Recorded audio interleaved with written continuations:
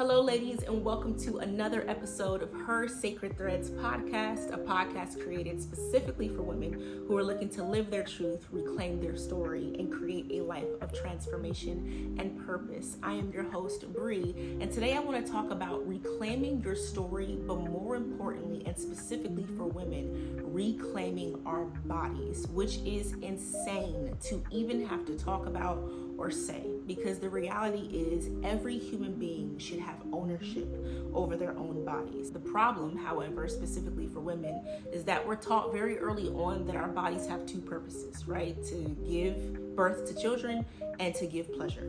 That's it. And what's unfortunate about this thought process is if you don't have ownership over something, then that simply means that it doesn't belong to you.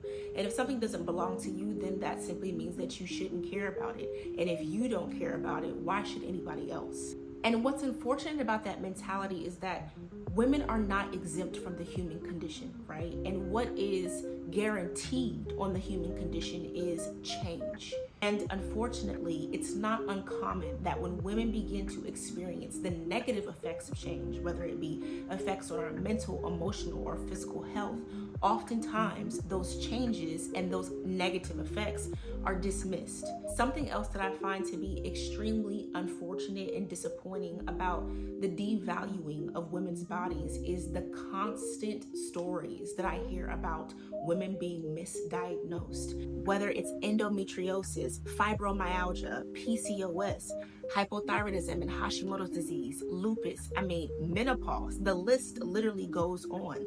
So many different women are dealing with these things painfully behind closed doors. And so many women are dealing with these things behind closed doors, not because they haven't attempted to express their pain to medical professionals or doctors, but because they have. And in the process of doing so, they have been dismissed time and time again. You know, we like to talk about gaslighting a lot, but hardly ever do we talk about women's health and medical gaslighting. I'd like to believe that on my journey to coming to understand my diagnosis, that I too dealt with medical gaslighting. Hashimoto's disease and hypothyroidism, just like any other disease, are diseases that can be diagnosed by way of proper lab workup. In those 4 years, as I searched to understand what was going on with my body, I heard doctors say similar things to me often. 1, that what I was experiencing was probably in my head.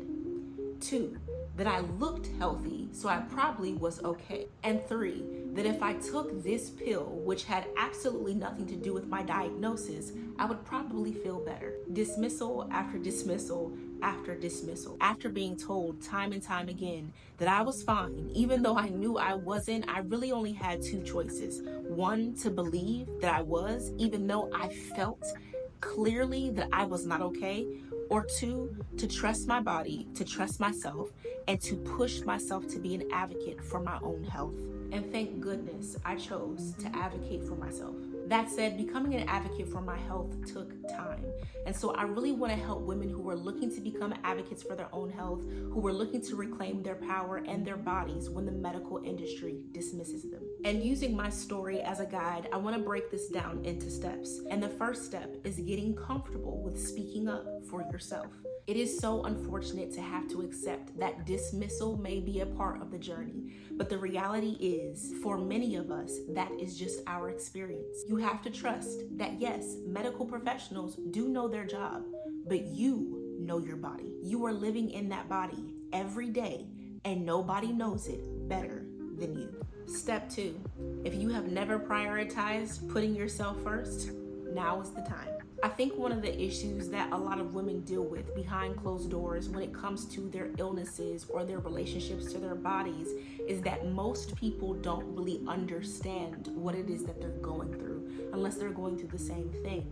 And that if somebody doesn't understand our experience and dismisses our experience by way of their lack of understanding, that we should dismiss our experience as well. But sometimes the best way to mitigate lack of understanding is by setting your boundaries and protecting your energy. Like understanding the power of saying no and only prioritizing what serves you. And what always serves you is standing in your truth. It can be difficult for people to understand what they have never experienced, but it doesn't make it any less true for you. Which leads me to my next step, which is focusing on what you can control.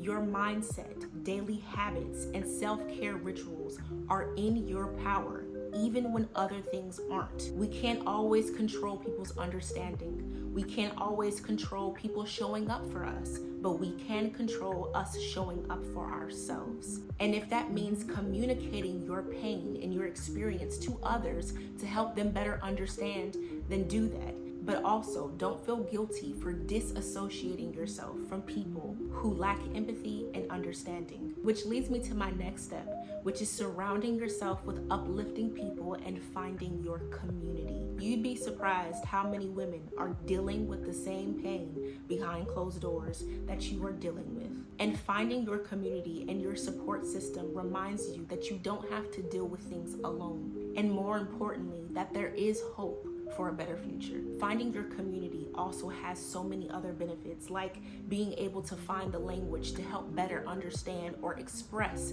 what it is that you're feeling or experiencing, armoring you with new knowledge about how to reconnect with your body or your diagnosis. And sometimes hearing other people overcome their pain and their story helps you rewrite yours, helping you to shift your mindset from seeing yourself as powerless to seeing yourself as the main character in your own life, overcoming an obstacle that was given specifically to you because the universe or God or whatever it is that you believed that you could handle it. And the very last tip that I would give is just showing yourself grace.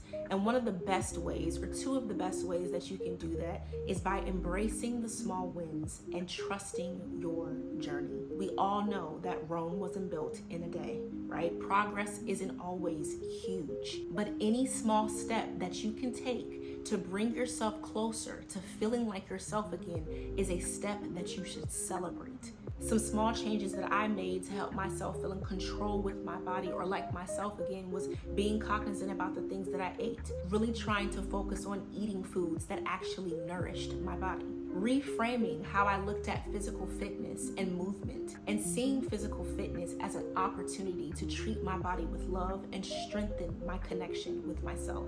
Understanding that rest didn't mean that I was a failure. And finally, being cognizant about who I chose to share my feelings about my diagnosis with. Not everyone has the capacity to deal with your pain. So making sure that I took that opportunity to speak to a professional about that pain, and more importantly, working with professionals who were clearly advocates for my health as well. You know, being in the midst of emotional chaos can make us feel stagnant, like we're not going anywhere and that there isn't any purpose for our pain. But today, I just want to invite you again to trust the journey, and that even when things don't make sense now, to believe that every chapter of your life and every chapter with this experience is meaningful and has purpose. I know you may be in a place where you feel unheard and you feel powerless, but I just want to remind you that you are not crazy.